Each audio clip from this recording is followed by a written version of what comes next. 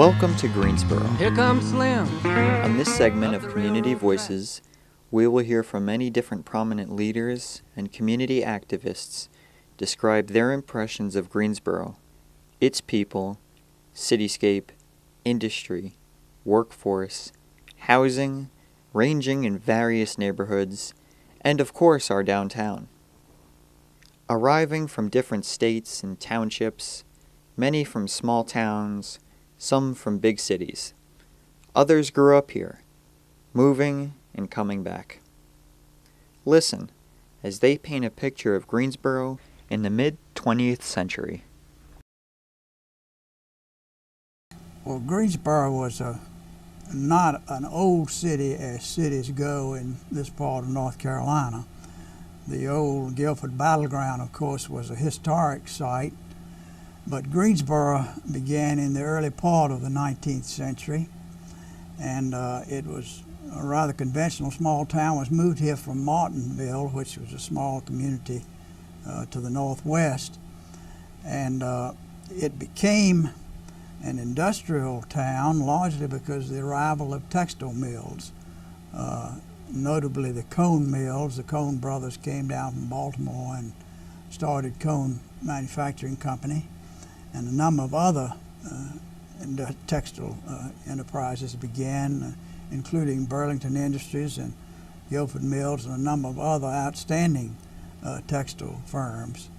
The community, though, was marked by a very unusual mixture, it seemed to me, of an industrial complex combined with 5 colleges and universities, because in the late 19th century, both A&T State University and the University of North Carolina at Greensboro, which was known as Woman's College in those days, were founded in the last decade of the 19th century.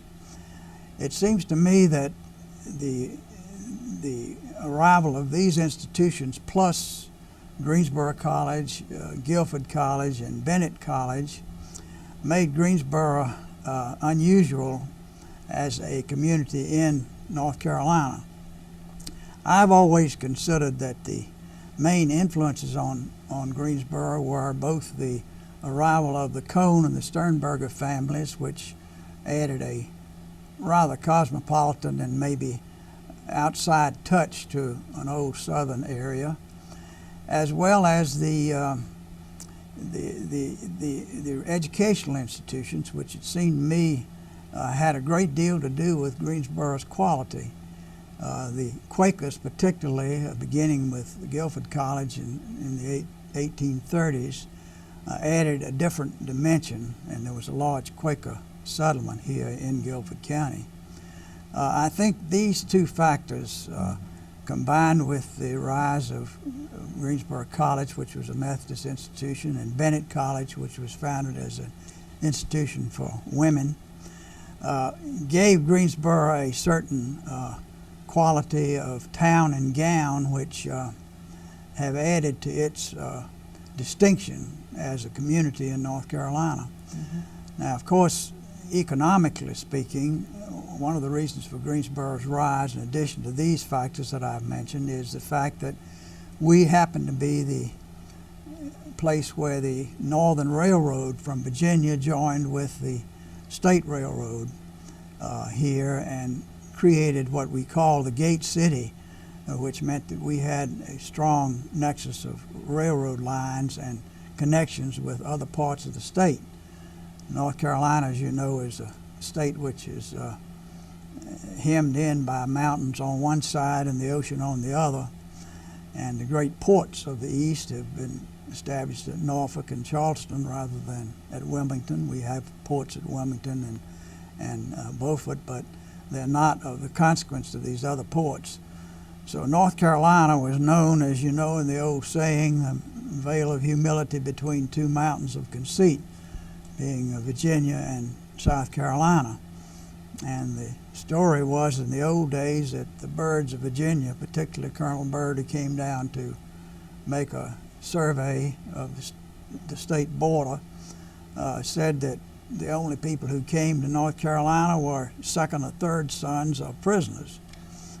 And of course, North Carolina suffered from the old vice of being too proud to be proud.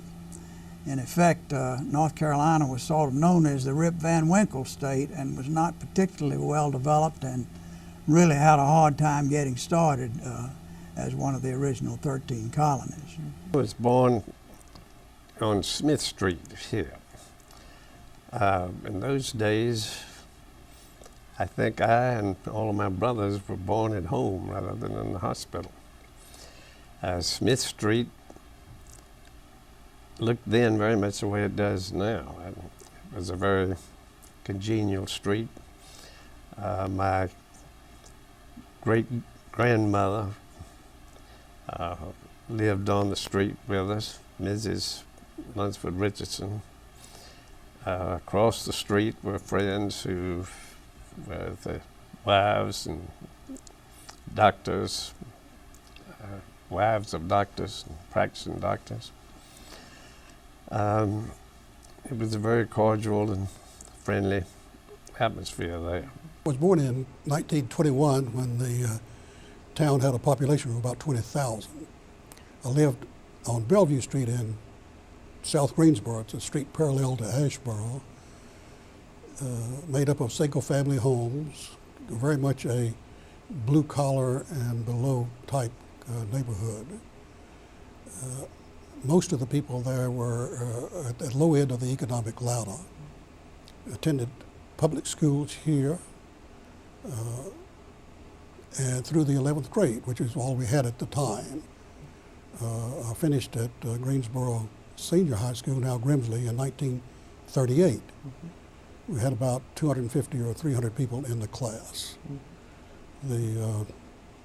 By the time I finished, the high school was doing rather well. We had some outstanding teachers there. In the early 1930s, in the depth of the Depression, there was a lack of funds, and there was some doubt that the taxpayers could support the high school. But by the time I got there and by the time I finished, things were going rather well. Very much a neighborhood thing and a going to church thing. I saw very little of most of Greensboro then. I think that the first exposure I had to the downtown area was in the 4th grade when a teacher took several of us down to look at a bank downtown. That shows you how restricted it was.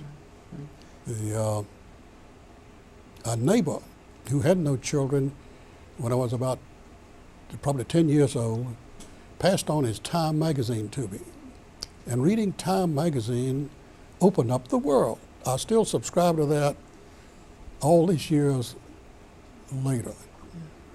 The Greensboro librarian also opened my eyes. She took me to the library and explained that I could borrow books. We had no books at home. So that was the way the world was opened up to me. If we go a few miles west of here, Winston-Salem, you see a pyramid type of power structure where a few industrialists, moneyed people, highly influential political people at the top can sort of pass the word down and get the community to conform or to activate the community to accomplish a certain goal or to resist a certain association or whatever it might be. Greensboro is a different kind of place. Sort of a horizontal, not a pyramid situation, where there are a lot of little pyramids. There's the pyramid for the arts, the pyramid for civil rights, the pyramid for business, the pyramid for industry, the pyramid for religion and education. And there's nobody at the top that can pass the word down. I mean, you know, over the years there have been people that have been rumored, people such as Jim Melvin, as being extremely powerful, and they certainly are, but not as powerful as they would be if they had a similar rank and role in Winston-Salem, let's say. I grew up in the Guilford College area, which is west of of town, and at that time Guilford College was a separate community, and very rural in character where I grew up, out on Jefferson Road. And at that time, the neighborhood up where I grew up in, incidentally, was my father was a career Jefferson Standard life insurance employee, and he served in World War II. And the Jefferson decided to build some housing for returning World War II veterans. So that's what they did out on Jefferson Road next to their country club for their employees. And my family bought one of the houses, and at that time there was a housing shortage. But it was interesting to kind of grow up in a community that later became absorbed by Greensboro, the city of Greensboro, as it expanded over time. But just a very pleasant community around the college campus, with a little commercial area. Everyone knew everyone else, and I attended Guilford School for the first few years, and then later attended Catholic schools. We sort of grew up in the country, and so we had lots of areas to roam and explore. And in the summer times, everyone in my neighborhood, their parents worked for Jefferson Standard Life Insurance Company, and that was before Jefferson Standard merged with Pilot Life and became Jeff Pilot. But we all attended the day camp for children of employees that was held at the Jefferson Country Club, which only recently closed as Jefferson sold their property. So I have very fond memories of that area. It was a wonderful place to grow up. And we were in the country. The city of Greensboro was 8 or so miles down the road, down Friendly Road, but we always enjoyed Saturday mornings at the Carolina Theater, at the Circle K Kitty Club. Hard to imagine, but for 25 cents, the parents would go shopping and drop the kids off at the Carolina Theater, and you got ice cream and the Old Rebel and Pecos Pete from Channel 2, and cartoons and a cereal and a feature film, and that was really the highlight of the week growing up. Well, we moved into Kirkwood, a little womb, so to speak, of beginning perfection. At least at that time. Now the real estate values have just gone out of sight. These were small houses that already had started. The adding on mania had already begun. They were built, I guess, during the war, right after the war actually, and they were typical 2-3 bedroom houses with 1 bathroom. And the people who moved in were friends you had gone to school with.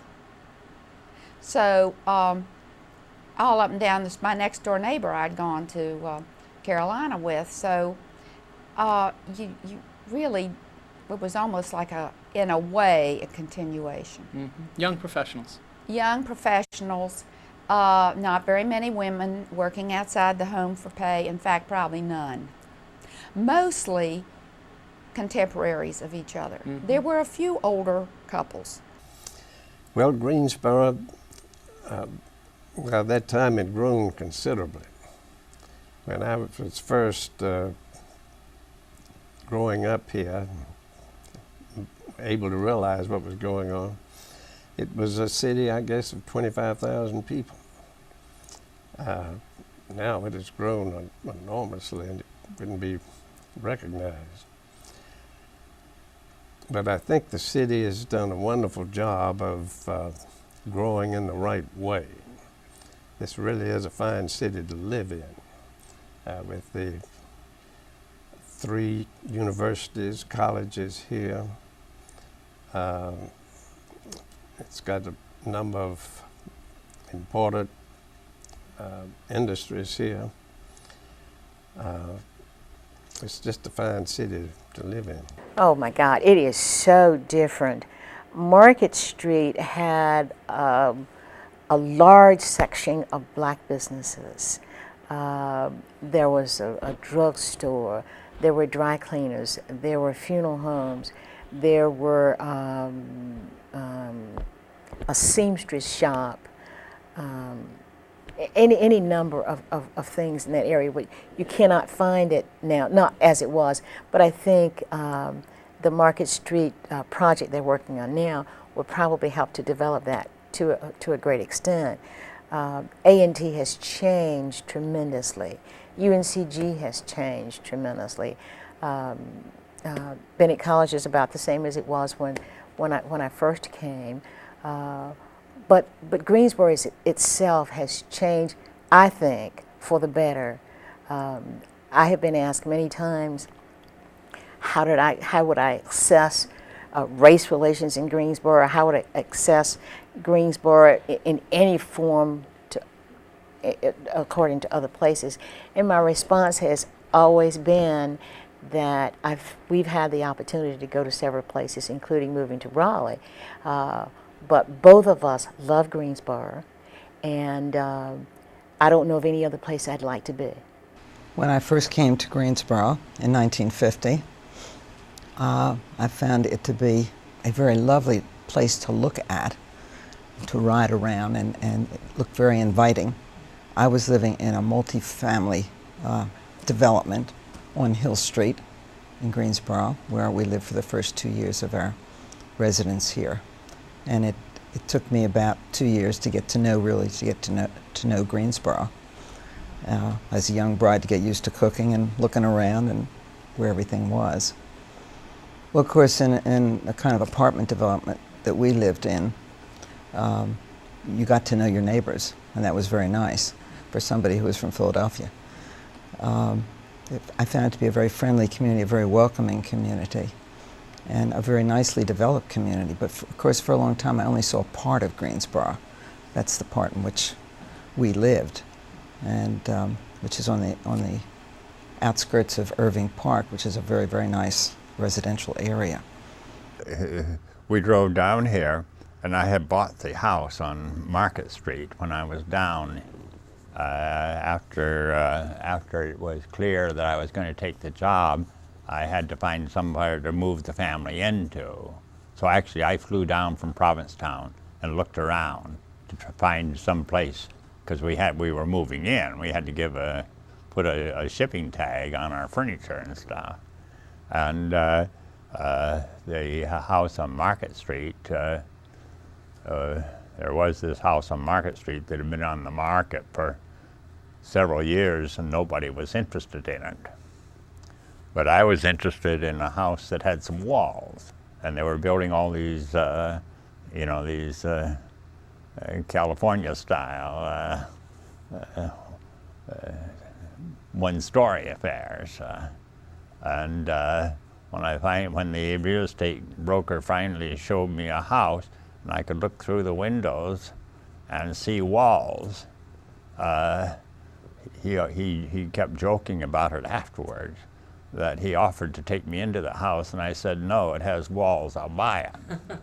And we arranged to buy it right there. I didn't have enough money, but my dad sent me several $1,000s, which also amazed the real estate broker, that I could call my family and they would send me the money I needed.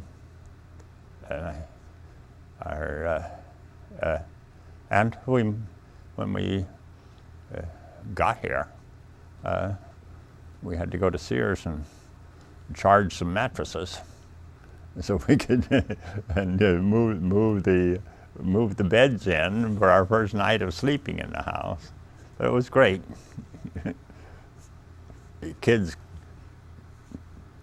Two kids, Edie and Matthew, at that time they were about 3 and 5 years old, something like that. The first Sunday, they hop out in their pajamas and go out and sit on the grass right at the corner of our property as it overlooks Market Street, sitting there in their pajamas and waving at cars as they go by. And some people were outraged by it. They came back and wanted to know what our children were doing on Sunday morning around on the street without their clothes on. We got lots of visits from pastors in the area. Did you? Oh, they came in droves knocking on the door. Some of them were very rude. They would stick their foot in the door, and I remember one black-dressed man staring me inside and saying, "God will take you to hell, or God will put you in hell for the way you are treating these children." And then Dee would come up behind me and said, "What are you talking about? We're Buddhists," you know. And so we got known around town as Buddhists. I thought it was a beautiful city. We had another professor at the University of Texas who had taught summer school at Chapel Hill in past years, and his comment was that in the summer it was a little humid, but every afternoon it would boil up in rain. And given the current weather patterns, I'd say that has changed somewhat, but it was a much smaller town. I'm not sure that I remember accurately, but it seems to me around 100,000 in population. I was very much involved with the university community, and indeed worked for a couple of years with the Institute for Child and Family Development. But many of the friends made early on are still friends. Thought about going out to Detroit and practicing, and New Haven, and then I decided, after visiting these towns, I decided that Greensboro was my town, and that I was coming back here where my folks were, and where my father probably needed some help. You know, he had been practicing quite a few years, and that's what brought me back. But I came from a little town, and so Greensboro was the big city to me. And I enjoyed being able to come downtown and see the one or two tall buildings and things of that nature. And I enjoyed my years at A&T. Aurora, where you had 500 people, and when I left 499. But to come to Greensboro, a big city with sophisticated people. Before, at my hometown, all you saw was hogs and mules. We had more cows, and maybe 10 or 12 times more cows than we did people. So I'm used to seeing that, and come to see people all dressed up and doing business and going to the stores and seeing all those clothes and all those things there. I mean, it was mind changing. It was a whole different situation. Well, if you were coming out of, had worked in Albemarle, I don't think I explained that at the radio station WABZ was in Albemarle, and born in Concord, was 22 miles away, and married a girl from Albemarle. Hey, we thought coming to Greensboro was the greatest thing in the world. Why, we bought a little house over here in Guilford Hills for $12,500, paid way too much for it. It was, I guess now, only several hundred yards from what is Benjamin Parkway, but Benjamin Parkway was not there. We lived in the county. The house payment was $55 a month. People need to know this because they can celebrate that 5-room house, corner lot, and all that. Greensboro had a population of 75,000. Oh, just to go downtown was a marvelous experience, you know.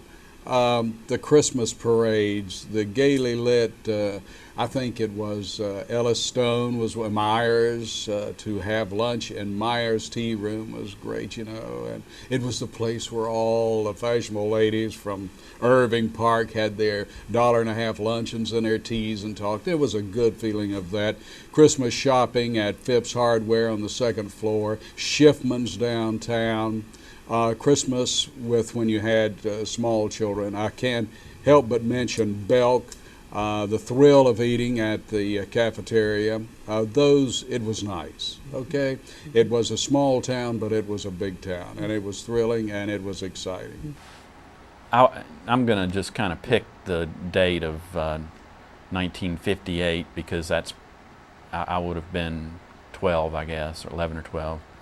And downtown was a bustling place with crowded sidewalks and department stores, and just a really exciting place to go. All the department stores were there. You know, that's where you went shopping. And it was very exciting and a fun place to be. I think the first thing, and I had a family at that time, I think the first thing is that it's a really fine place to raise a family. I think that the values of the community, the leadership, corporate citizenship, makes it a very unusual and unique community, caring community, and a community that does try to take care of its own, I think. Well, first of all, coming from upstate New York, where the snow was severe, when I came to Greensboro, I might as well have been in Florida. I've never seen anything like this. You know, we had 18 feet of snow sometimes up there, so it was really coming to Greensboro was such a delight. And in 1961, when I arrived here, Guilford Mills, where we're located now on Market Street, was a little small building, and we were outside the city limits. And the great thing we would do at lunchtime would be to get in our car and drive down the road about a mile, and there was the Guilford Dairy. Have a hot dog and some cottage cheese. That was the routine. And I'd like to share with you an opening story. When I came to Greensboro, the company was owned by Mr. Jim Hornaday, who was a true Southern colonel. I mean, his roots and his family's roots were right here in the South, and he loved Greensboro. And me being a Yankee, more or less, but we got along very well. But he still did not have a great passion for the Northerners. He didn't have one. And since our marketing group was located in New York, I remember one day as we're getting ready to go to lunch and we walk out the door, he had just had a terrible, terrible telephone conversation with the marketing group. And he stops me right outside of our door, and we have two of the most magnificent magnolia trees you could ever see. They're there today. And he says, "Chuck, let me tell you something. You see that beautiful tree?" He said, "Thank God it doesn't grow north of the Mason-Dixon line." And then I knew from that moment on, he was a true Southerner. But being outside of the city was entirely different. There was nothing. And that was 28, 29 years ago now. So there was not all the industry, all the buildings that we have out there now that Guilford has, but everybody else has. So, and it was in the city itself. We were just getting ready to tear down the old Henry Hotel. The King Cotton, which when I first started to come to Greensboro, was where I would stay at, the old King Cotton. And it was still black and white, unfortunately, back in those days. And of course, there was liquor by the bottle, not by the drink. It was like, for me, a tremendous change. I mean, I had not experienced anything like that coming from upstate New York, so it was something that was entirely different. People of my country in my time. In my time, wars played on TV. Sound bites on manifest destiny. But all I saw was cruelty and misery, and confusion in the vision of my time. In my time,